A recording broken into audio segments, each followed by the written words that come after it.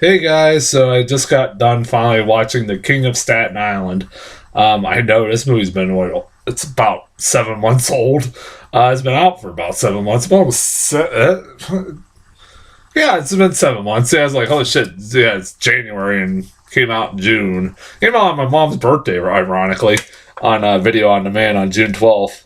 Um, but I remember, yeah, like this movie's like pretty much been out for 7 months, and this has actually been a movie I've been really wanting to watch for a long damn time. I just hadn't got around to watching it, and plus, I wasn't really, even though it was something I really wanted to watch, I wasn't willing to pay the $20 they were demanding right off the bat to watch it. That is one thing I can't stand about this video on demand shit, especially of Universal, in that they're charging people to watch their movies that are like direct or that come directly from theaters for $20. In today's culture and today's society, where people are not exactly rich, and a lot of people don't have jobs, I think it's a bad idea. I think it's a really bad idea. Like what they did with Wonder Woman and all that stuff like that. Yeah, that makes a little bit more sense, even with Disney Plus. Even though Disney Plus did that Mulan shit, which yeah, that's a whole nother story. But I would really change that. I know, they want to make money and stuff like that, but at the same time, you're already pretty much guaranteed to lose money by putting it on demand instead of theaters, which this movie actually did for what I did here. It was supposed to come out like at drive-ins and stuff like that. And I think it was supposed to come on my drive-in, and it didn't. They decided to pull them from drive-ins and movie theaters and just put it exclusively on demand.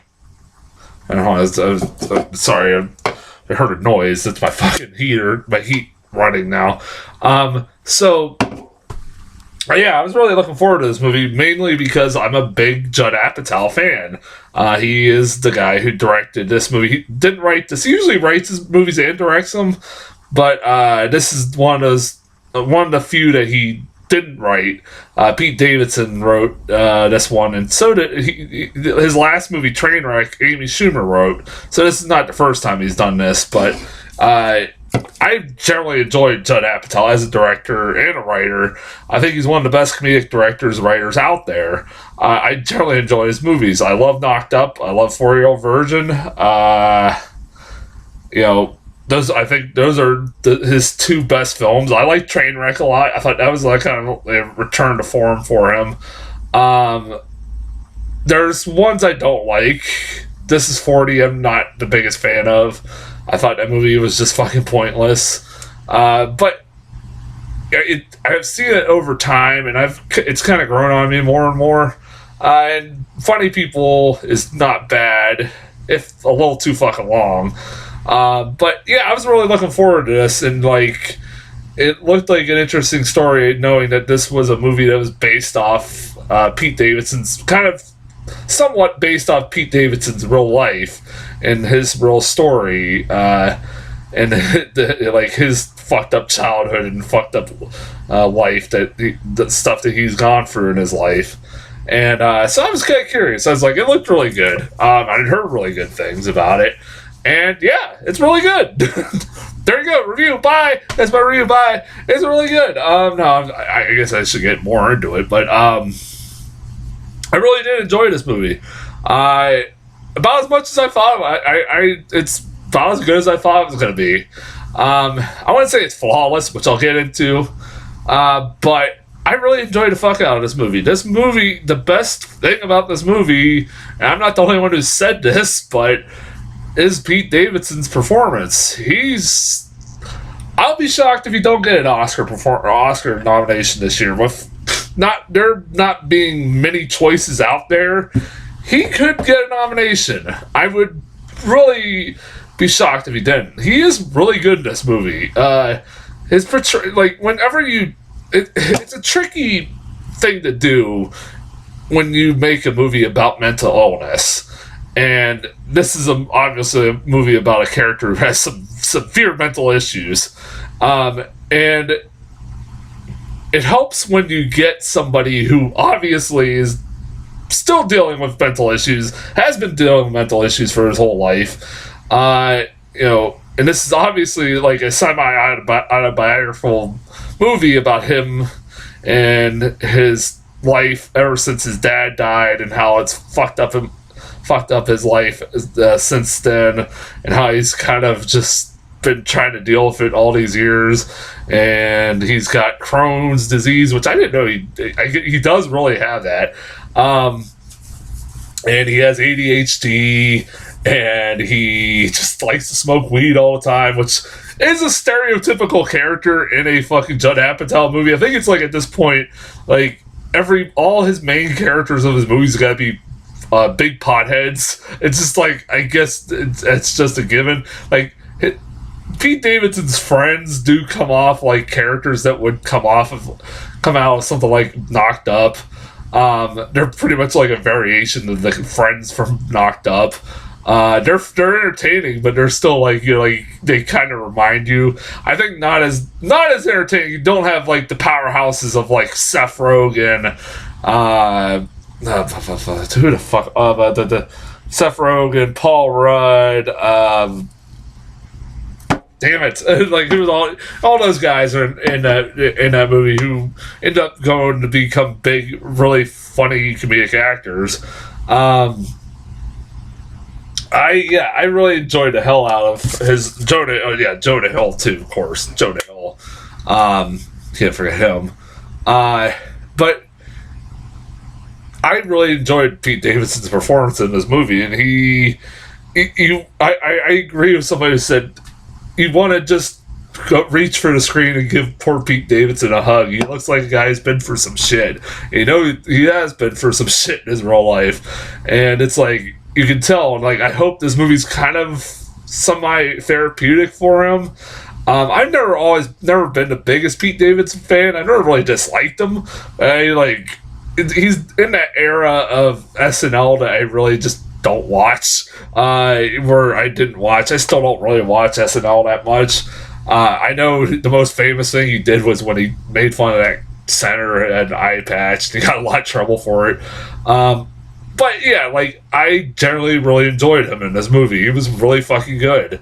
It was a genuine performance, and when he needed to be funny, he was funny. When he needed to be serious, he was really good at being serious. There's some really touching moments, especially towards the end of the movie, when he's talking to all those firefighters, like Steve Buscemi, who's in this movie, who's great in like the small scenes he's in. He's not in this movie much, but like that scene at the bar where Steve Buscemi and a lot of the guys are talking to Pete Davidson because they knew his dad, who was a firefighter, and they talk about like how he was a hero, but also he was a flawed human being, and like all the flaws he had, and like kind of making him, like, Pete Davidson, look at his dad in a whole new light, and, you know, in a positive way, not in a bad way, in a positive way. And like, it's a really sweet scene. Like, his acting, Pete Davidson's acting is really good in that scene.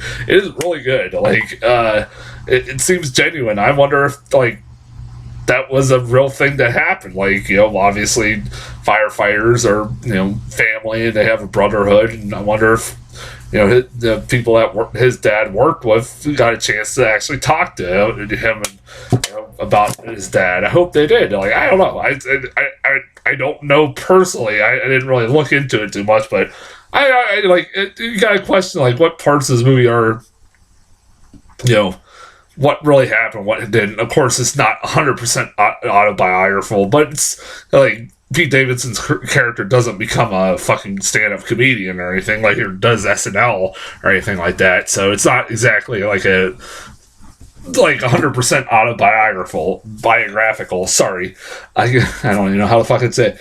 But also, Bill Burr is fucking great. This whole cast of this movie is fucking great. Bill Burr as his mom's new boyfriend, who is also a firefighter. It's great to see Bill Burr in a fucking mainstream movie. He's a really fucking funny guy that I've really gotten to really enjoy over the last couple of years. His comedy style and his rants on different subjects and shit like that.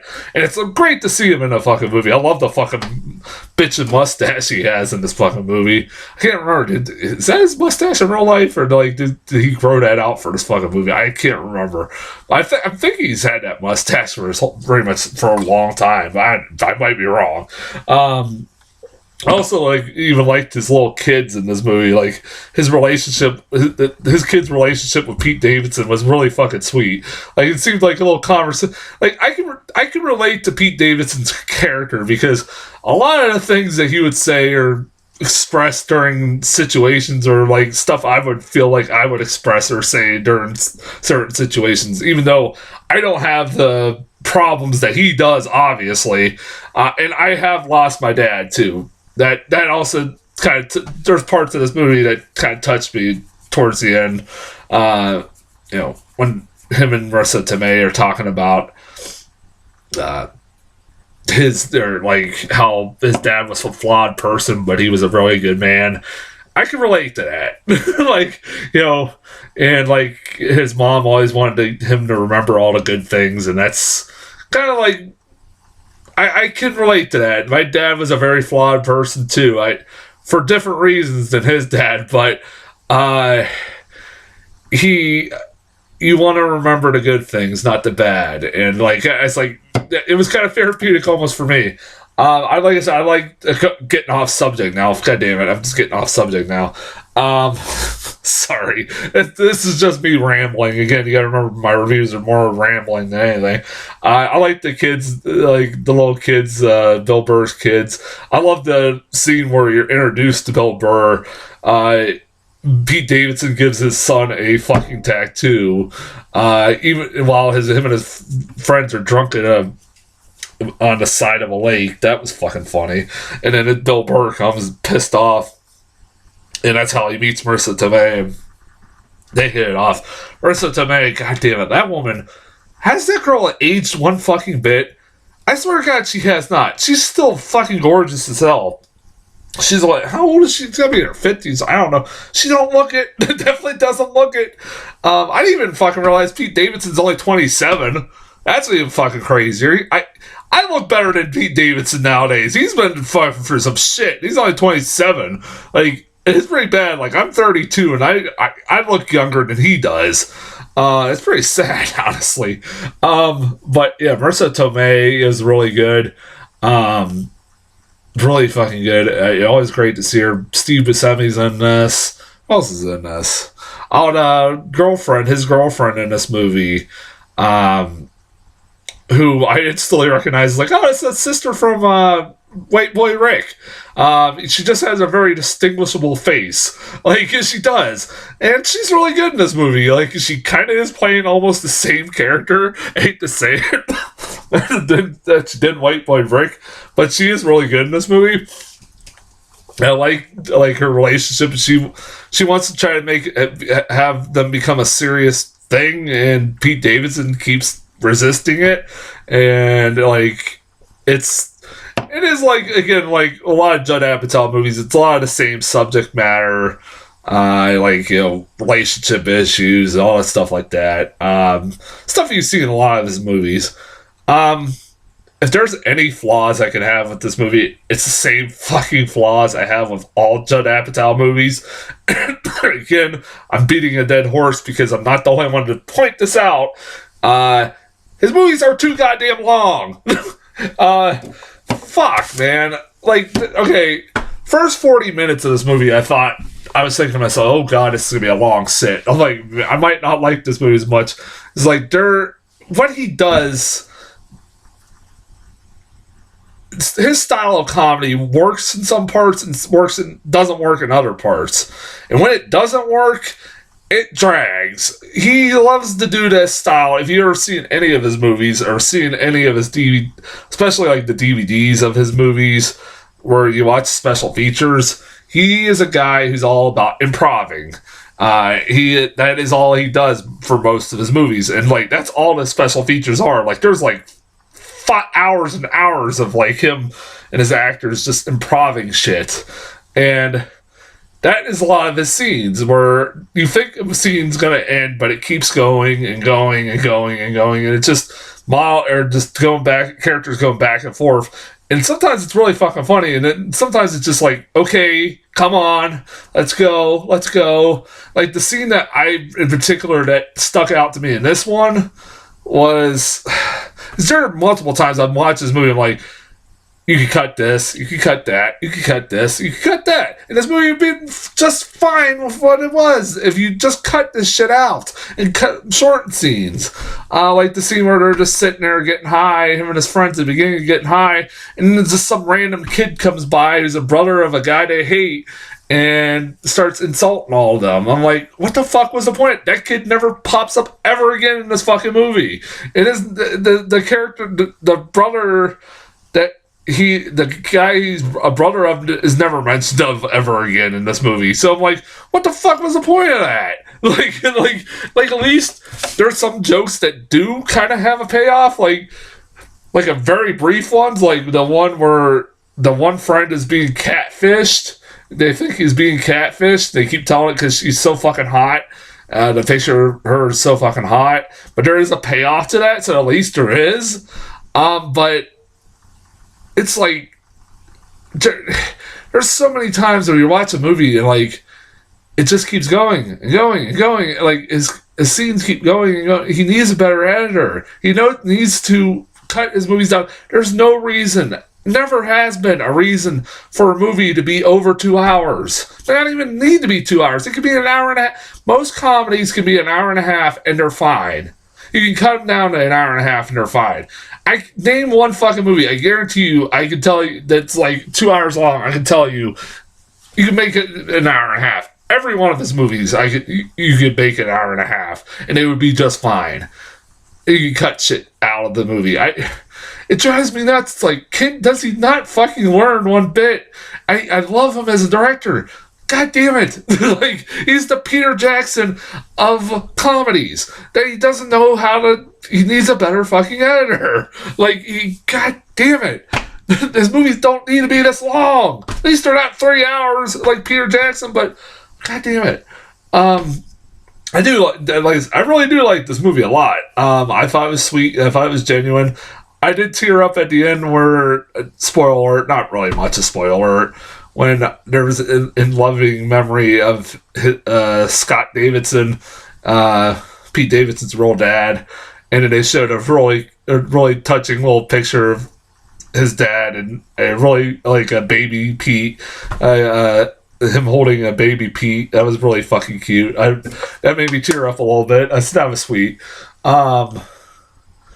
But yeah, I really like this movie a lot. I really enjoyed it. I recommend it. I think it's on HBO. Fuck, go watch on HBO. It's on HBO Max. It's on anything. Definitely go check it out if you haven't seen it yet. It's really funny, really good, really sweet kind of movie that tackles the subject of mental illness really well. And, puts it in a funny light, but also is very dramatic too. Yeah, I highly recommend it. What's next week? Or what's next I'm going to do? Scoob. That's the next one I'm going to be doing. I'm going to be doing Scoob and Capone, like pretty much back to back. And I don't know. I hear, I went from King of Staten Island was a pretty well-received movie, and these next two are not as well-received, so we'll see how that goes. So until then, I'll talk to you guys later.